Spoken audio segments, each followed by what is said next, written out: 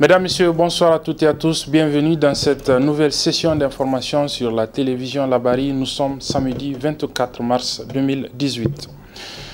La journée d'action citoyenne, de protestation et de rejet des mesures fiscales antisociales contenues dans la loi des finances 2018 prévue demain dimanche 25 mars est maintenue. Les organisations de la société civile nigérienne, membres du cadre de concertation et d'action citoyenne qui organisent donc ces journées d'action depuis quelques mois, ont en effet décidé de ne pas considérer l'arrêté d'interdiction de cette manifestation, arrêté signé hier par le président de la délégation spéciale de Niamey, un arrêté qu'il considère comme illégal. C'est pourquoi il demande donc aux populations de la ville de Niamey de sortir massivement mais pacifiquement pour démontrer donc leur rejet de cette décision, mais aussi et généralement des mesures fiscales antisociales contenues dans cette loi des finances. C'était au cours d'un point de presse animé ce matin au siège de l'association alternative Espace Citoyen. Résumé de ce point de presse avec nos reporters Halidou Bourema et Abdulrazak Hamidou. Espace France Fanons d'Alternative, l'occasion de cette énième déclaration des organisations de la société civile était pleine à craquer. L'objectif principal de cette déclaration est d'informer l'opinion publique de la tenue, malgré interdiction pour raison de sécurité, de la marche du dimanche 25 mars 2018. Plusieurs autorités municipales de notre pays, en particulier celles de Niamey, Maradi, Zender et Tawa, ont pris la grave décision d'interdire les manifestations pacifiques prévues pour demain 25 mars 2018 par les organisations de la société civile dans le cadre de la journée d'action citoyenne contre la loi des finances 2018 et le bradage de la souveraineté nationale. Les arrêtés d'interdiction pris par ces autorités municipales invoque notamment des raisons évidentes de sécurité, en référence au contexte sécuritaire actuel au Niger et dans la sous-région, notamment les récentes attaques terroristes commises aux environs immédiats de la ville de Niamey. Après une analyse approfondie de la situation, résolue à se battre pour l'exercice des droits individuels et collectifs consacrés par la Constitution de notre pays, et par divers instruments juridiques ratifiés par l'État du Niger, nul n'est tenu d'exécuter un ordre manifestement illégal. Nous, organisations de la société civile nigérienne, regroupées au sein du cadre de concertation et d'action citoyenne, convaincus de notre bon droit et résolus à poursuivre notre lutte, conformément à notre devoir sacré de résistance à toute forme d'injustice et d'arbitraire, rejetons purement et simplement l'arrêté d'interdiction pris par le président de la délégation spéciale de la ville de Niamey comme contraire aux dispositions pertinentes de notre Constitution et des instruments juridiques internationaux et décidons en conséquence de maintenir toutes les manifestations pacifiques prévues pour le dimanche 25 mars 2018, conformément à l'injonction qui nous est faite par la Constitution de ne pas obtempérer à un ordre manifestement illégal. Cette journée d'action citoyenne est la 6e du genre et sera suivie par une journée pays mort le 2 avril prochain, jour du 2e anniversaire, investiture du président de la République. Voilà, et les appels pour participer justement à cette manifestation de demain continuent. Nous avons par exemple celle du Front de l'opposition indépendante, le FOI, qui lance un appel donc à toutes ces militantes et militants du Front de l'opposition indépendante donc de répondre massivement à la marche et au sit-in que les organisations de la société civile organisent le 25 mars 2018 de la place Toumo à la place de la concertation, lieu du sit-in. C'est un communiqué de presse signé par le président par intérim de cette organisation, donc de cette structure de l'opposition, M. Alassane Initikar. Et puis le parti au pouvoir, le PNDS Tareya, le parti nigérien pour la démocratie et le socialisme, tient depuis ce matin au palais du 29 juillet de Niamey son 7e congrès ordinaire.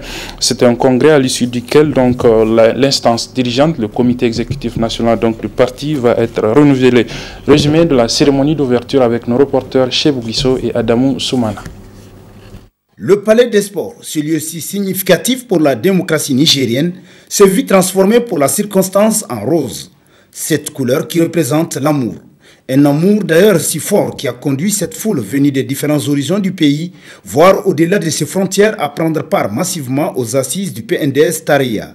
Ce congrès, le 7e du genre, à l'ouverture duquel le président du comité exécutif national du Parti Rose, après les salutations d'usage à l'endroit des participants, n'a pas manqué de louer l'engagement militant des uns et des autres ayant permis de hisser le Parti nigérien pour la démocratie et le socialisme au premier rang sur l'échiquier politique national. Militants et militantes du PNDS Tareya, nous n'aurons jamais de mots assez forts pour vous dire la fierté que nous ressentons de vous voir si nombreux, comme à l'accoutumée, mais surtout de vous savoir si mobilisés et si déterminés. Lorsque vous m'avez porté à la tête du parti, le 29 décembre 2013, je vous ai promis de marcher dans les pas du camarade Issoufou en veillant particulièrement à l'unité de notre parti, qui est la chose qui vous importe le plus, je le sais. Grâce à Dieu, notre parti demeure aujourd'hui solidement uni et totalement à l'abri des présages que lui promettent certains oracles qui se sont fait une spécialité de deviner notre avenir. Je suis convaincu que le présent congrès sera une occasion pour raffermir et consolider les bases de notre parti et augurer des victoires futures. Ce congrès à la marque du président Bazoum, ayant passé 4 années à la tête du parti, a été rehaussé par la présence de responsables et représentants des partis amis tant à l'interne qu'à l'externe. Des représentants qui ont réitéré leur soutien sans faille au PNDS Tareya et ses dirigeants à l'occasion de ce grand rendez-vous politique. Je voudrais vous assurer de la disponibilité du MPP à travailler avec vous dans le sens de la consolidation, la fraternité entre nos deux peuples qui sont liés par l'histoire et la géographie.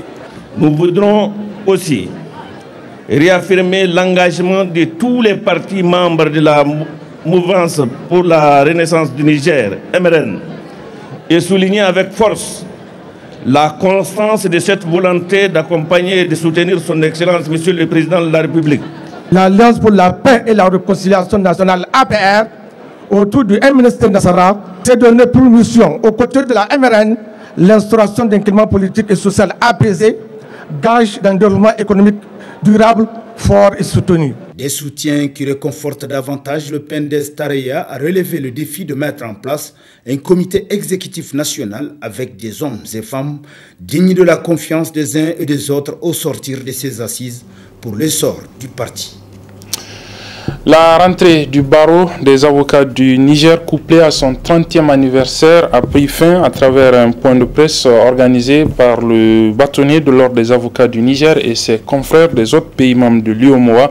Il ressort entre autres de ce point de presse la création d'un espace, d'un regroupement donc des barreaux de l'espace UEMOA. Le résumé de ce point de presse avec nos reporters Sadou Doumi et Ismaël Moumouni.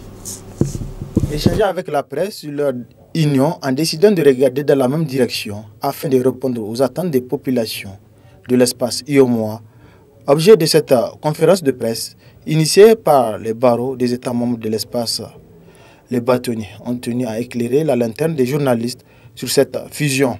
Après un travail de plus de 10 ans, les barreaux de l'UEMOA sont parvenus à avoir un texte commun qui les régit. C'est le règlement numéro 5 de l'UEMOA. C'est ce règlement qui pratiquement a bâti le barreau de l'UEMOA. Nous avons un barreau communautaire et il s'y ajoute enfin par rapport au texte sur la libre circulation et l'établissement que un avocat du Niger peut venir s'installer à Dakar maintenant. Ça remonte à une volonté politique. Ça remonte au traité de l'UEMOA qui, dans ses proclamations, déclarait vouloir supprimer les frontières de façon qu'il n'y ait qu'un espace à l'intérieur duquel les citoyens circulent librement, s'installent librement et travaillent librement sans qu'on puisse opposer à l'un ou à l'autre sa nationalité d'origine. Les bâtonniers ont également édifié davantage l'assistance sur leur métier. Au-delà de la défense de son propre client, le rôle de l'avocat, c'est d'assurer dans un procès ce qu'on appelle le procès équitable. Le procès équitable, c'est celui dans lequel les droits de toutes les parties sont respectés. L'hymne de l'avocat du Niger a très bien retracé, n'est pas avocat qui le veut. Et nous avons appris également dans l'exercice de notre profession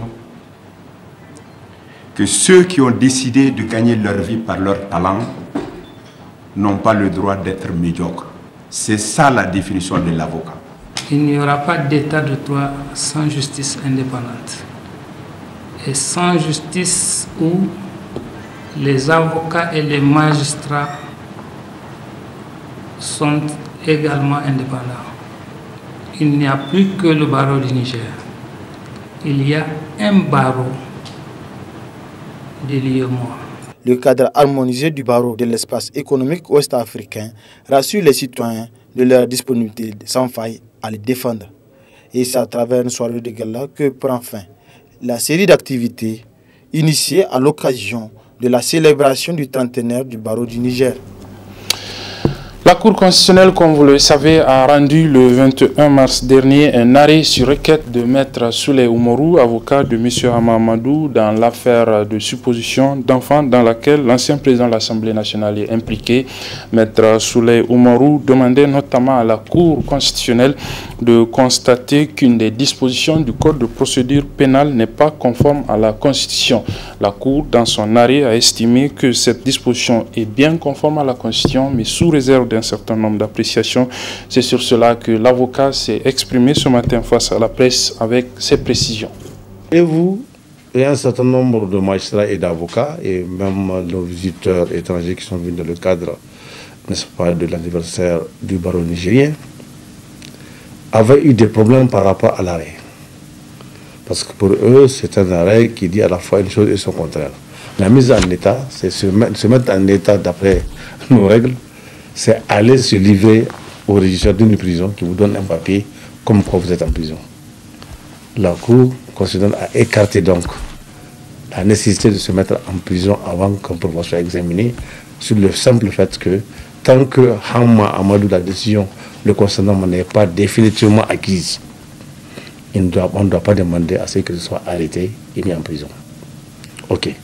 Voilà donc la première étape que nous avons enfin pu gagner dans cette affaire-là, qui, vous savez, a ses rebondissements. Et pour l'instant, nous sommes, comme je dirais, qu'au prélude à d'autres difficultés. La première difficulté que nous avons, l'affaire actuellement en délibéré. Normalement, lorsque le souci à statut avait été ordonné, pour ma part, la Cour a déjà vidé son délibéré. Elle n'avait pas à le proroger. Néanmoins, elle a prorogé, et c'est ce que nous allons demander cette fois-ci, c'est que lorsque elle va déclarer le pourvoi recevable, c'est carrément de répondre la procédure à zéro. Parce que Hama Amadou n'a pas été entendu au fond.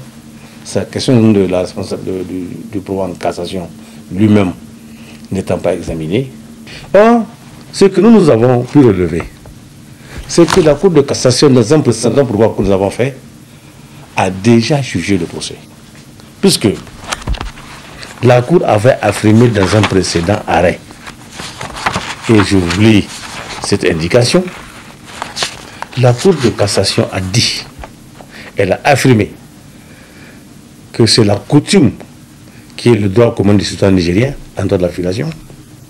Elle a également affirmé que les enfants supposés sont des enfants naturels issus de mères célibataires. Donc la question de la responsabilité pénale, elle a déjà tranché. Comment voulez-vous qu'elle puisse se dédire? Et le juge d'appel, qui avait rendu la deuxième décision que nous avons maintenant attaquée par un deuxième pourvoi, il n'a fait que se conformer à ce que la Cour de cassation a déjà tranché. Alors ce que j'ai pu relever, c'est que les juges qui ont rendu cette décision, c'est les mêmes qui ont encore l'affaire en délibéré pour le 11 avril. Alors moi je dis que vous ne pouvez pas juger deux fois la même affaire que vous avez déjà connue. Voilà, c'était donc Maître Souley Oumarou, avocat de Hama Amadou dans l'affaire de supposition de bébé. Il apportait des précisions sur l'arrêt rendu le 21 mars dernier par la Cour constitutionnelle.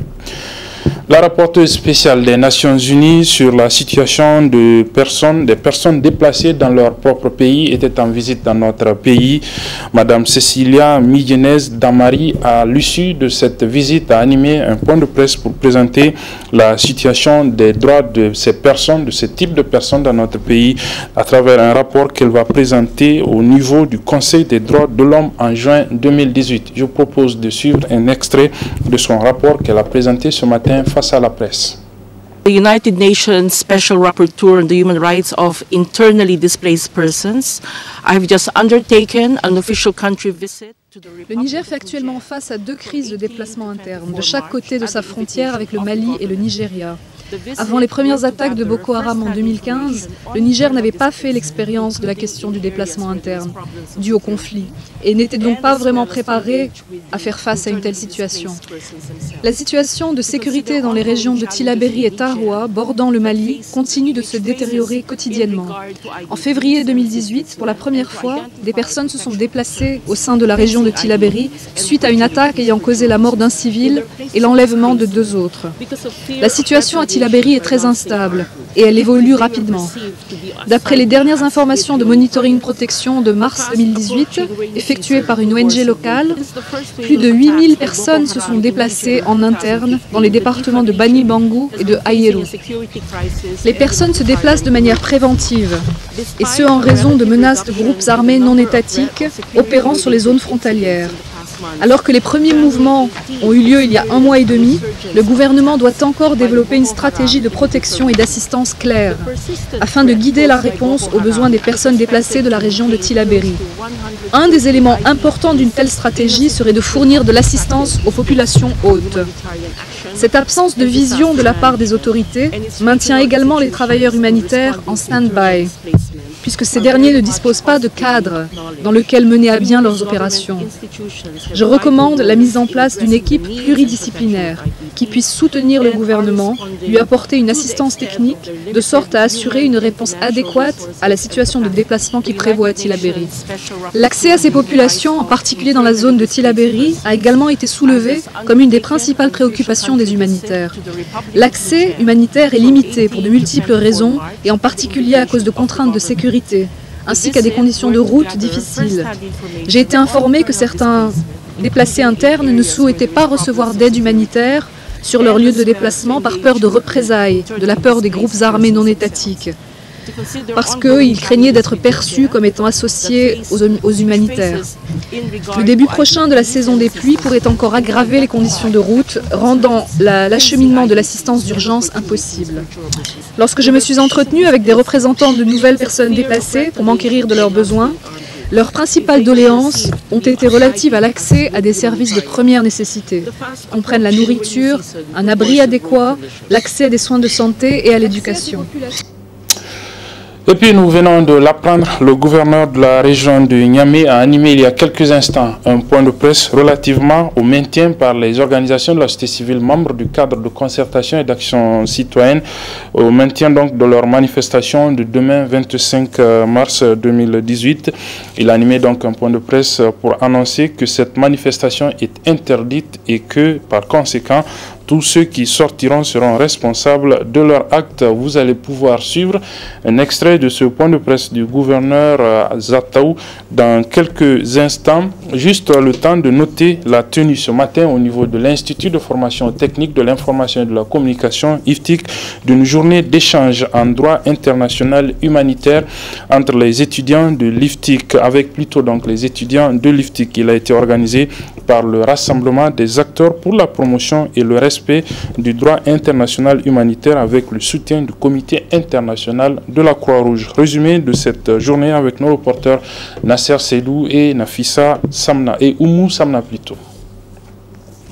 Le DIH et la protection des journalistes en période de conflit armé est le thème de cette journée d'échange en DIH avec les étudiants de l'Institut de formation aux techniques de l'information et de la communication IFTIC. Elle est initiée par le Rassemblement des acteurs pour la promotion et le respect du DIH et des DIH, Raza Presse. La situation actuelle de notre monde, marquée d'une part par des conflits armés, ça et là, et d'autre part par des violations graves du droit international humanitaire, nous interpelle en tant qu'acteurs du droit international humanitaire à multiplier nos efforts en vue d'une plus grande diffusion du DIH, mais aussi et surtout d'appeler les différents acteurs et les différentes parties au respect strict de ces règles. Chers étudiants, en votre qualité de futurs acteurs des médias, vous serez appelés à être souvent sur le théâtre des hostilités. Je vous invite donc à prêter une plus grande attention aux échanges qui seront faits ce matin et d'en tirer meilleur profit afin de mieux connaître la protection que le droit international humanitaire accorde aux journalistes en circonstances de conflits armés. Selon le chargé de la communication du Comité international de la Croix-Rouge, CICR, cette journée d'échange s'inscrit dans le cadre du plan d'action de son organisme. Intervenant dans le cadre des conflits armés et l'apport du journaliste et sa mission dans ce contexte de conflit est plus qu'important à nos yeux, puisque le reportage de guerre est quelque chose de très essentiel quant à l'issue que peuvent connaître et les tournants que peuvent connaître les conflits armés dans nos contextes. L'IFTIC est un partenaire avec qui nous avions, dans le cadre des concours de plaidoirie, organisé avec des étudiants de l'IFTIC qui ont eu à faire des prestations excellentes et honorables. Quant à l'initiateur, le Rassemblement des acteurs pour la promotion et le respect du DIH et des DH, cette conférence rime avec l'actualité du pays. La protection des journalistes en période de conflit armé, c'est un thème vraiment pertinent. Donc nous, au niveau du Raza Presse, nous avons jugé utile en tout cas d'organiser cette formation, en tout cas à l'endroit des étudiants de l'IFTIC, pour qu'ils comprennent que le DIH les protège aussi. La présente journée d'échange, organisée par le Raza Presse en collaboration avec l'IFTIC, s'inscrit dans le cadre du plan d'action du réseau. Elle marque aussi le lancement de leur activité prévue par le Raza Presse au titre de l'année 2018. Les scouts du Niger sont en assemblée générale depuis ce matin au niveau du centre de formation en scoutisme. C'est dans le quartier Kwarategi de Niamey. Le bureau sortant de cette association va présenter son bilan. Il sera aussi procédé au renouvellement du bureau de l'Assemblée générale des scouts du Niger. Le résumé de la cérémonie d'ouverture de cette Assemblée générale avec nos reporters Sadou Doumi et Nasser Dantofo. Faire le bilan, dresser les perspectives et procéder au toilettage des textes ainsi qu'au renouvellement du bureau, c'est à cet exercice que vont s'adonner les scouts du Niger à travers cette instance suprême de la structure qui intervient tous les 3 ans. Nous élisons le commissaire général de l'association des scouts du Niger et son adjoint. Ensuite, le président du conseil national de pilotage. Voilà les 3 membres qui sont statutairement élus et puis eux, ils vont mettre leur équipe en place pour travailler. Il y a des enjeux. Au niveau du commissariat général, là, nous avions 3 membres, 3 qui ont postulé.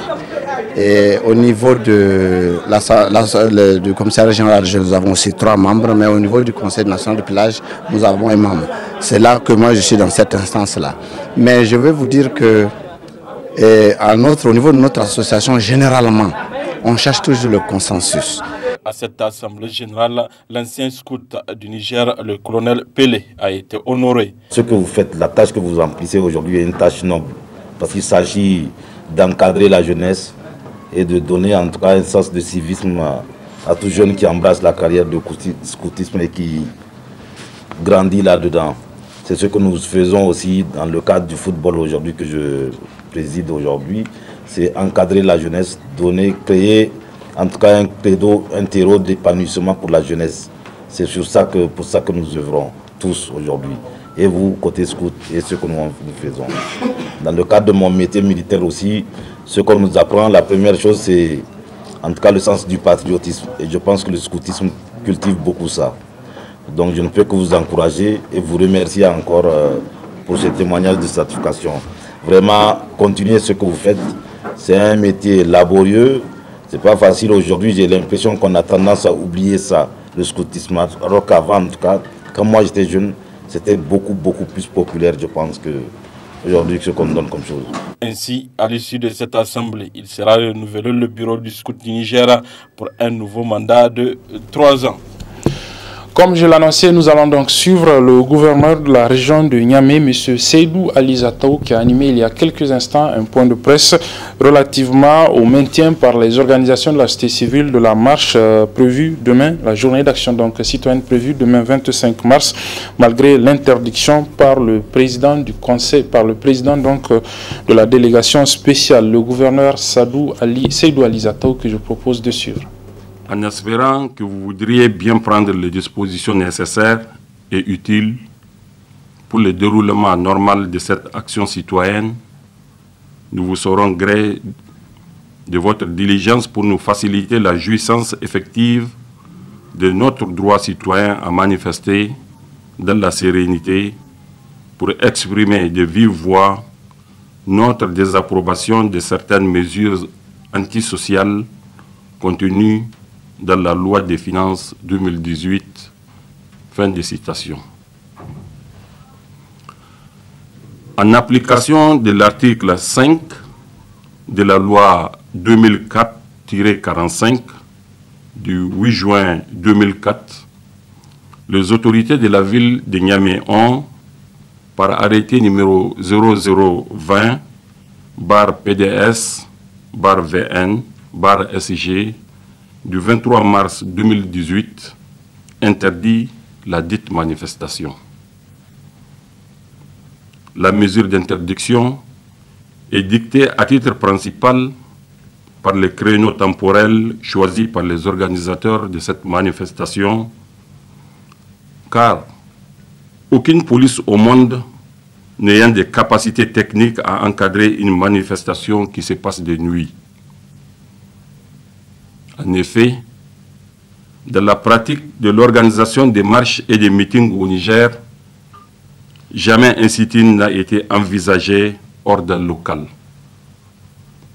Les organisateurs de cette manifestation se proposent de tenir un sit-in qui n'en est pas un, car il est censé se dérouler dans la rue à la place de la concertation.